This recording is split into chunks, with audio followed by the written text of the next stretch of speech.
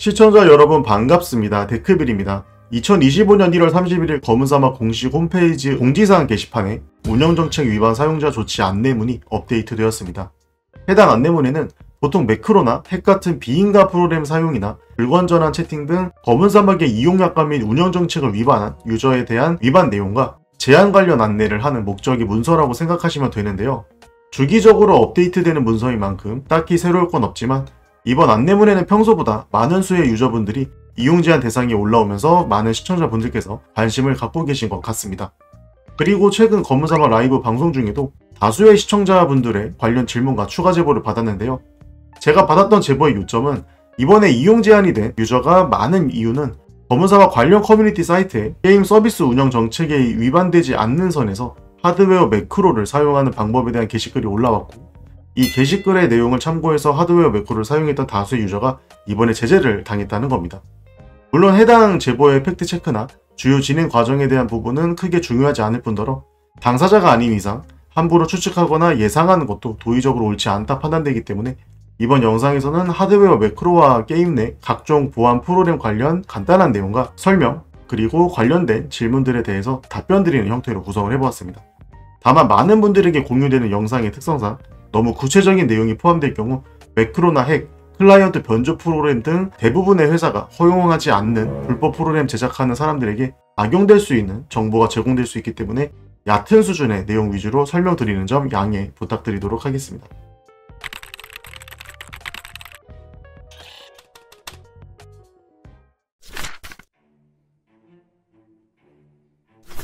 사실 과거부터 꼭 방송이 아니더라도 여러 소통 창구를 통해 관련 질문을 많이 받았었는데요.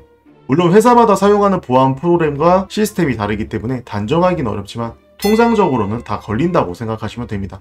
몇몇 시청자분들은 다른 게임에서 하드웨어 매크로를 사용했는데 아무런 제재를 받지 않았으니 단속 자체가 불가능한 것 아니냐고 질문하신 분들도 계시긴 했는데요. 영세한 회사라면 보안이나 모니터링 관련 인프라가 부족해서 단속 자체가 어려울 수 있지만 대부분의 경우 회사 내부 방침에 따라 알면서도 묵인하는 경우가 많습니다. 예를 들어 하드웨어 매크로가 게임의 질서에 혼란을 주거나 다른 유저의 게임 플레이 경험에 방해를 주는 반복성 행위거나 과도하게 많은 행위를 짧은 시간 동안 지속적으로 진행하면서 게임 서버에 무리를 주는 등의 경우라면 처벌을 진행하고, 단순 게임에서 제공하지 못하는 여러 편의 기능을 사용자가 개선해서 사용하는 것처럼 위에서 언급한 문제가 발생하지 않는 선의 가벼운 사용은 오히려 유저의 게임 플레이 경험에 이로울 수 있기 때문에 묵인하는 형태로 상황에 맞춰 회사가 대응하는 것일 가능성이 높습니다. 즉 회사의 운영 방침과 스타일에 따라 다를 수 있기 때문에 불이익을 받는 것을 원치 않는다면 하드웨어 매크로를 사용하지 않는 것을 추천드리는 이유이기도 합니다. 과거 제가 업로드한 영상 중에 하드웨어 매크로는 개발사 입장에서 잡기 어렵다고 말씀드린 다른 영상이 있는데요. 이 내용에 대해 질문하신 분들도 계셨는데, 해당 영상에서 언급한 하드웨어 매크로는 마우스나 키보드의 제조업체에서 제공하는 하드웨어를 제어하는 소프트웨어를 통한 매크로를 뜻하는 것이 아니라 별도의 하드웨어, 즉 외부 장치를 키보드와 같은 입력 장치 위에 설치하고 동작을 시켜서 운영체제 내에 그 어떤 프로그램 조작 없이 동작하는 경우를 말씀드린 것이라 대부분의 유저가 알고 있고 사용하는 하드웨어 매크로와는 다르다는 것을 설명을 드리고 싶고요. 물론 이 경우에도 긴 시간 동안 같은 패턴이 관찰이 되면 개발사가 임의적으로 제재 여부를 판단할 수 있다는 것도 알고 계시면 좋을 것 같습니다. 대부분의 온라인 게임은 자체적인 보안 프로그램과 시스템이 갖춰져 있습니다.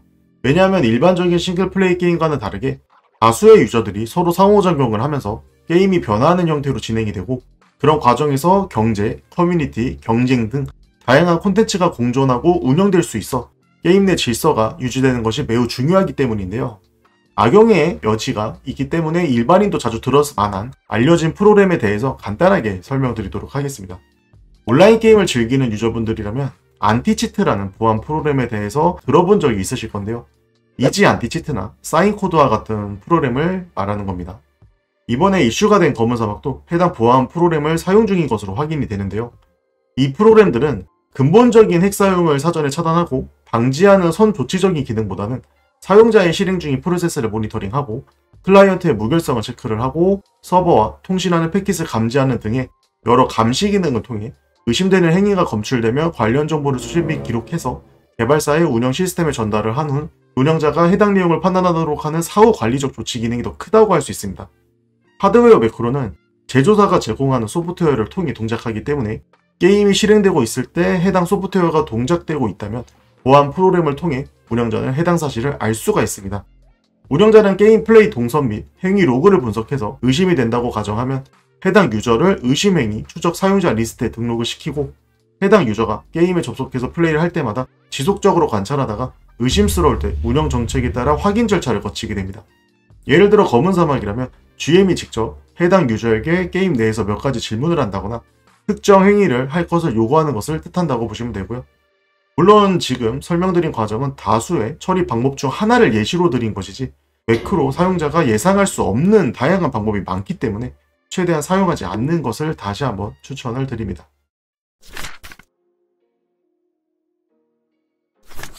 앞에서 설명드렸지만 보안 프로그램을 통해 확인이 가능합니다. 앞에서 언급한 하드웨어 제조사에서 제공한 소프트웨어와 같이 범용성이 높은 프로그램이 아닌 단순 반복 매크로를 위한 프로그램이나 플레이하는 게임에서 쓰이는 전문적인 핵 프로그램 같이 실행 자체만으로도 개발사 측에서 합리적 의심을 할 수 있다거나 운영 정책상 실행 자체를 금지하는 프로그램인 경우에는 게임 자체를 강제로 종료시키고 관련 정보 및 데이터를 수집해서 운영자에게 전달하도록 구성된 경우가 많습니다. 즉 프로그램 위험성에 따라 운영 측에서 대응할 수 있는 매뉴얼이 존재하고 이 매뉴얼을 회사마다 상이한 것이 특징입니다. 이렇게 설명드렸을 때 추가적으로 받았던 질문이 있는데요. 사용자의 PC에 실행 중인 프로그램 정보는 개인정보 침해 아니냐는 내용인데요. 과거에도 유명 글로벌 회사인 V사에서 사용했던 보안 프로그램은 사용자의 DNS 캐시 데이터, 즉 사용자의 방문화 웹페이지 목록까지 수집을 해서 특정 불법 프로그램 관련 사이트 URL과 대조를 해가지고 방문 이력이 있는지 체크한다는 의혹이 발생을 해서 개인정보 침해 논란 이슈가 발생한 적도 있습니다. 즉 유저 입장에서 개인정보는 굉장히 민감한 사항이며 이것도 불법 아니냐고 하실 수 있는데요. 그래서 회사는 유저가 게임 계정을 생성하거나 게임 서비스를 이용하기 전에 서비스 이용 정책과 운영 약관 및 개인정보 수집 목적 및 항목에 대해 안내를 하고 동의를 받고 진행을 합니다. 그리고 유저가 동의하지 않는다면 게임 실행이 불가능하게 되어 있어서 불법은 아니라고 말씀드릴 수 있습니다. 결론적으로 사용자가 실행 중인 프로그램에 대한 정보는 알 수 있는 것이 사실이지만 비인가 프로그램 또는 게임 내 약관에 위배되는 행위와 연관된 프로그램의 실행 여부와 같은 필요한 정보만 제한적으로 수집하는 것이라고 생각하시면 될 것 같습니다. 최근 제조사에서 제공하는 하드웨어 매크로를 보면 같은 패턴을 반복하는 것이 아닌 중간중간 랜덤의 지연 시간을 적용한다거나 패턴 자체를 조금씩 바꿔주는 기능도 제공하고 있는데요. 그래서 이런 기능을 사용하면 문제가 없지 않냐고 질문하시는 분들이 많습니다. 결론부터 말씀드리자면 이 방법 역시 적발될 가능성이 높습니다. 매크로 사용 유저에 대한 대응 프로세스는 생각보다 촘촘하게 되어 있습니다. 단순히 패턴만 같다고 적발하는 것이 아닐 뿐더러 매크로를 사용하자마자 바로 달려가서 제재를 가하는 것도 아닙니다. 1차적으로 보안 프로그램을 통해 의심되는 유저에 대한 안내를 받거나 특정 지역에 매우 오랫동안 머무르면서 사냥과 같은 하나의 콘텐츠만 반복한다거나 특정 동일 재화를 반복적으로 계속 획득한다거나 등등 의심 정황이 발생하기 시작하면 그때부터 관찰하면서 해당 유저의 플레이 데이터 및 보안 프로그램을 통한 수집한 정보와 로고들을 쌓아두게 되고 일정 시간 동안 해당 유저를 모니터링을 하기 시작합니다. 이후 해당 이슈들이 지속적으로 발생하는 경우 직접 운영자가 확인 절차에 들어가거나 확실하게 매크로 사용 여부 또는 부당 이득을 취한 것이 확인되는 경우에는 바로 제한 조치를 시도하게 됩니다. 그리고 이 시간 동안 관찰하고 수집했던 데이터는 추후 제재를 당했던 유저가 이의 제기를 하거나 소를 제기했을 경우 반박을 위한 증거 자료로 활용되게 됩니다. 즉 단순 몇 가지 경우의 수만 가지고 제재 여부를 판단하는 것이 아니며 회사 입장에서도 문제가 발생할 경우 법적인 책임까지 발생할 수 있는 사안이기 때문에 여러 입증할 수 있는 자료와 행위를 통해 철저하고 꼼꼼하게 검토한 후 결론을 내린다고 보면 됩니다. 하드웨어 매크로 관련해서 간단하게 살펴보았는데요. 간혹 매크로를 사용하지 않았는데 억울하게 제재가 되었다는 분들도 계시고 실제로 회사 측에서도 잘못 제재했던 사례도 없지 않기 때문에 항상 사건 사고가 끊이지 않는 분야라서 시청자 여러분께서도 혼란스러우실 수 있습니다.